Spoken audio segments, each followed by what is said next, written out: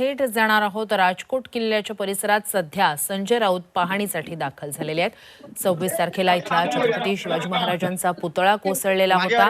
त्यानंतर आता संजय राऊत हे या ठिकाणी पाहणी करतायत. स्थानिक नेत्यांकडून, स्थानिक पदाधिकाऱ्यांकडून या संपूर्ण परिस्थितीची ते माहिती करून घेत आहेत.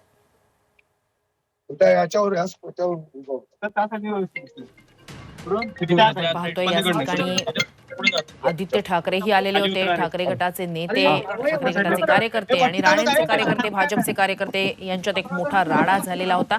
या सगळ्याच्या पार्श्वभूमीवर आज सकाळी उपमुख्यमंत्री अजित पवार यांनी या संपूर्ण परिसराची पाहणी केलेली आहे. कोसळलेल्या पुतळ्याच्या परिसरात ते गेलेले होते आणि आता संजय राऊत सुद्धा त्याच ठिकाणी दाखल झालेले आहेत. राजकोट किल्ल्याचा हाच तो परिसर. याच ठिकाणी उभा असलेला छत्रपती शिवाजी महाराजांचा पुतळा कोसळलेला होता.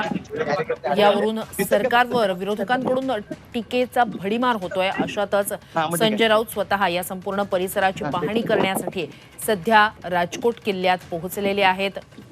स्थानिक पदाधिकाऱ्यांकडून, नेत्यांकडून ते माहिती घेत आहेत. अधिकची माहिती या सगळ्या संदर्भात आपले प्रतिनिधी उमेश परब यांच्याकडून घेऊया. उमेश, सध्या आपण दृश्य पाहतोय, संजय राऊत माहिती घेत आहेत. काय नेमकं काय अधिकचे या सगळ्या दौऱ्याबाबतचे अपडेट्स आहेत त्यांच्या? संजय राऊत आता राजकोट किल्ल्यावर दाखल झालेले आहेत आणि त्यानंतर ते आता जो छत्रपती शिवाजी महाराज सुटलेला जो किल्ला आहे त्या किल्ल्याची पाहणी माफ करा तो तुटलेला जो कोसळलेला पुतळा आहे त्याची ते पाहणी करत आहेत. हा जो पुतळा आहे कशामुळे घडली वगैरे करताना पाहायला मिळत आहे. परवा काही दिवसापूर्वी राणा झाला आणि भाजपमध्ये आणि त्यांच्यामुळे पोलीस यंत्रणा जी आहे ती पूर्णतः सतर्क झालेली आहे. सुरुवातीला कार्यकर्ते त्याचबरोबर पत्रकारांना देखील आतमध्ये येण्यास मज्जाव केला होता.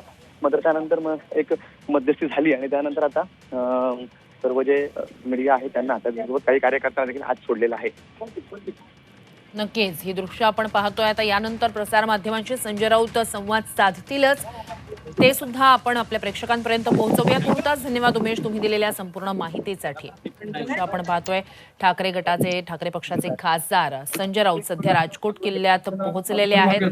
कोसळलेल्या पुतळ्याच्या परिसराची ते पाहणी करतायत.